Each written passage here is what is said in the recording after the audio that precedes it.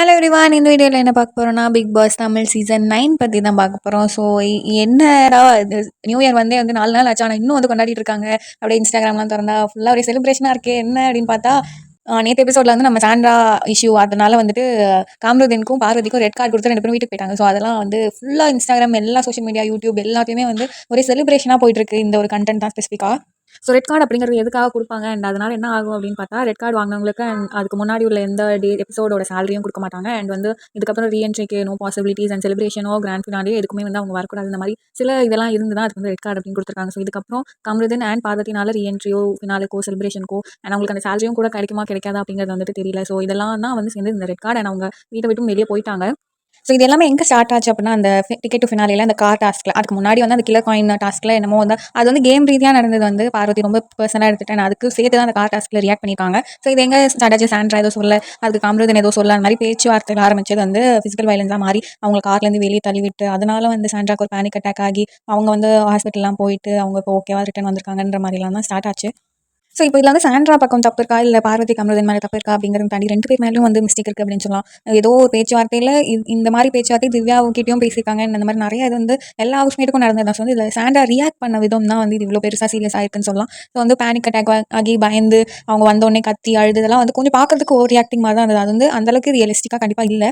Maybe அந்த panic attack அப்படிங்கிறது வந்து இருந்திருக்கலாம்.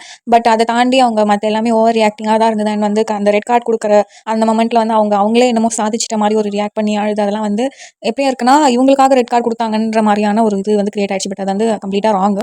பார்வதி அண்ட் கமருதன் பேசினதுக்காக அவங்களுக்கு ரெட் கார்டு கொடுத்துருக்காங்களே தவிர, சாண்ட்ரா என்னமோ அவங்களே சாதிச்ச மாதிரி ரியாக்ட் பண்ண வேண்டிய அவசியம் அங்கே கிடையாது. ஓகே, இங்கே திடீர்னு பார்க்கும்போது ஃபுல்லாக எல்லாம் இன்ஸ்டாகிராமில் இன்ஃப்ளூயன்சர்ஸ் பிக் பாஸ் பற்றி இதுக்கு முன்னாடி பேசாதவங்கலாம் பேசி வீடியோ போட்டு சீரியல் ஆக்ட்ரஸ் விஜய் டிவி மொத்தம் எல்லா இன்ஸ்டாகிராமில் இருக்க எல்லா பப்ளிக் ஃபிகர்ஸ்டர்னுமே வந்து இந்த பர்டிகுலர் அந்த ஒரு எபிசோட் பற்றி வந்து ரொம்பவே வந்து டாக் போயிருக்கு.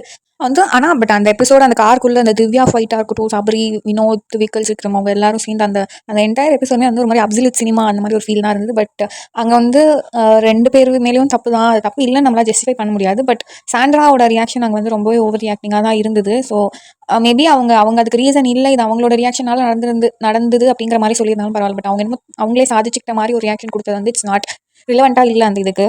அங்கே வந்து அல்டிமேட்டாக சொல்ல வேண்டியது வந்துட்டு திவ்யாவோட ஃபுல் அந்த அவங்க பேசினது, அவங்களோட ஒரு டைலாக் மெயினாக எனக்கு வந்து ரொம்ப அட்ராக்ட் ஆனது வந்துட்டு அந்த ரெட் கார்டு வாங்கிட்டு கூட வெளியே போயிடுவேன், பொம்பளை பிள்ளையா நடந்துக்கோன்ற மாதிரி அவங்க சொன்னாங்க. அது வந்து ஒரு மாதிரி பியூர் சினிமாட்டிக் எக்ஸ்பீரியன்ஸ். அந்த மாதிரி உங்கள் இன்ஸ்டாகிராம்லலாம் போட்டு எடிட்லாம் பண்ணி வேறு போட்டிருந்தாங்களா. ஸோ அதெல்லாம் பார்த்து இன்ஸ்டாகிராமில் எல்லாம் திறந்தாலே திவ்யா ஒரு காலத்தில் அர்ச்சனாவும் வந்து சிங்கிள் ஹேண்டடாக ஒரு ஹோல் ஃபைட்டையும் வந்து ஹேண்டில் பண்ணாங்க. ஸோ அதே மாதிரி இப்போ திவ்யா ஹேண்டில் பண்ணுறாங்க. எல்லாம் பார்க்கும்போது ரொம்பவே வந்து பியூர் சினிமாட்டிக் எக்ஸ்பீரியன்ஸாக இருந்தது. ஸோ டு பி ஆனஸ்ட் வந்து ஈக்குவலாக பார்த்தா எந்த அளவுக்கு பார்வதி அவங்களோட ரியாக்ஷன் கமருதனோட ரியாக்ஷன் இரிட்டேட் பண்ணுச்சோ, சேம் அமௌண்ட் ஆஃப் இரிட்டேஷன் வந்துட்டு சாண்ட்ரா பண்ணும்போதும் இருந்தது.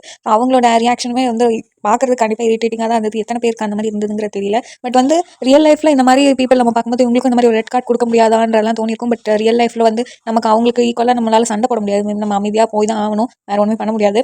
பட் அட்லீஸ்ட் இந்த மாதிரி டெலிவிஷன் ஷோஸ்லலாம் வந்துட்டு ரெட் கார்டு கொடுத்து அதில் நமக்கு ஒரு ஹாப்பினஸ் கிடைக்கிறது வந்து அதையாவது செலிப்ரேட் பண்ணிக்கலாம். பிக் பாஸே பார்க்காத ஒருத்தர் கூட இந்த பர்டிகுலர் எபிசோட் அண்ட் அதை ஃபாலோட் பை ஒரு பிஜேஎஸ் எபிசோடோட வந்து ரெட் கார்டு அது எல்லாமே வந்து பிக் பாஸ் பார்க்காதவங்களே வந்து பார்த்துருக்காங்க போது அது எந்த அளவுக்கு வந்து பீப்புளை இரிட்டேட் பண்ணியிருக்கு, எந்த அளவுக்கு அது ஒரு இன்ஹியூமன் ஆக்டாக இருந்திருக்கு அப்படிங்கிறது வந்து நம்மளால் ரிலேட் பண்ண முடிஞ்சதுனால தான் இது இவ்வளோ ஹிட் ஆனதுக்கு காரணமே. ஸோ அதுபடி பார்க்கும்போது மொத்த Instagram all type of social மீடியாலுமே இது வந்து ஒரு பரபரப்பான கண்டென்ட்டாக போயிட்டுருக்கு. பட் சொல்லி இதோட எல்லா ரீசனுமே வந்து பார்த்தா பார்வதின்னு தான் சொல்லலாம். ஆரம்பத்துலேருந்து திவாகரா இருக்கட்டும், அமிதா இருக்கட்டும், எல்லாருமே ஒரு வகையில் பார்வதி கூட இருந்தவங்கள்ல பாதி பேர் வந்து எலிமினேட் ஆயிட்டாங்க. ஸோ இப்போ பார்த்தீங்கன்னா அவங்களும் எலிமினேட் ஆயிட்டாங்க அண்ட் கூட ஒருத்தவங்களையும் ரெட் கார்டு கூப்பிட்டு போயிட்டாங்க. அதுவும் இந்த ஐகானிக்கான கார் டாஸ்க்காக ஃபினாலேன்னு வந்துட்டு நமக்கு ஃபஸ்ட் சீசன்லேருந்தே வந்துட்டு தெரியும். ஃபஸ்ட் சீசனில் அது ஒரு மேஜர் டாஸ்க்காக இருந்திருக்கு அண்ட் ஃபாலோட் பை மற்ற சீசன்லேயும் இந்த ஐகானிக் கார் டாஸ்கில் இந்த மோஸ்ட் இதுதான் வந்து ஹைலைட்டான ஒரு சீசனாக இருந்திருக்கும் இந்த கார் டாஸ்க்கு. அந்த அளவுக்கு வந்து ஒரு மாதிரி வெறித்தனமாக இருந்து பார்க்கவே வந்து நமக்கே வந்து டிவிக்குள்ளே போய் அடிச்சிடலாம் அந்த மாதிரிலாம் வந்து தோன்ற அளவுக்கு அந்தளவுக்கு ஒரு இரிட்டேட்டிங்காக இருந்திருக்கு. எத்தனை பேருக்கு அந்த மாதிரி இருந்தது அப்படிங்கிறது தெரியல. பட் இருந்ததுனால தான் இந்த அளவுக்கு வந்து அது எஃபெக்டிவாக ஒர்க் ஆயிருக்கு, எல்லா பீப்புளையும் போய் ரீச் ஆயிருக்கு அப்படின்னு நினைக்கும் போது இட் இஸ் டோட்டலி ரிலேட்டபிள். நம்ம ரியல் லைஃப்பில் அந்த மாதிரி பீப்புள் பார்த்துருக்கோம். எதாக சொன்னாலும் அந்த பார்வதி மாதிரி ரியாக்ட் பண்ணுறவங்களையும் பார்த்துருக்கோம் அண்ட் சாண்ட்ரா மாதிரி ரியாக்ட் பண்ணுறவங்களையும் பார்த்துருக்கோம்.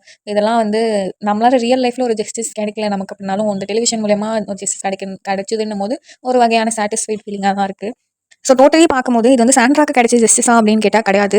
இது வந்து எதுக்கான ஜஸ்டிஸ் அப்படின்னா, அவங்களோட ஒரு மாதிரி க்ரூவலான இன்ஹியூமன் ஆக்ட், அவங்க பேசின வேர்ட்ஸ், அவங்க பண்ண செயல் எல்லாத்துக்குமே வந்து அது தப்பு அப்படிங்கிறத நிரூபிக்கிறதுக்கான ஒரு ஜஸ்டிஸ் தவிர, இதை வந்து சாண்ட்ராக்கு நடந்த ஜஸ்டிஸ்ன்னு கிடையவே கிடையாது. அந்த மாதிரி எந்த இடத்தையும் நானும் பார்க்கவும் இல்லை சாண்ட்ராக்கு கிடைச்ச ஜஸ்டிஸ்ங்கிற மாதிரி. பட் உள்ள சாண்ட்ரா அப்படி தான் நினச்சிட்டு இருக்காங்க அப்படிங்கிறது, என்ன நினச்சிட்டு இருக்காங்கன்றது தெரியல. It's okay, it's acceptable that இந்த மாதிரி அவங்கள பார்த்து பேசின எல்லாமே வந்து ராங் தான், அது தப்பு தான், அது யாருமே இல்லைன்னு சொல்லலை. பட் அதுக்கு அந்த அளவுக்கு ரியாக்ட் பண்ணியிருக்க வேண்டாம்.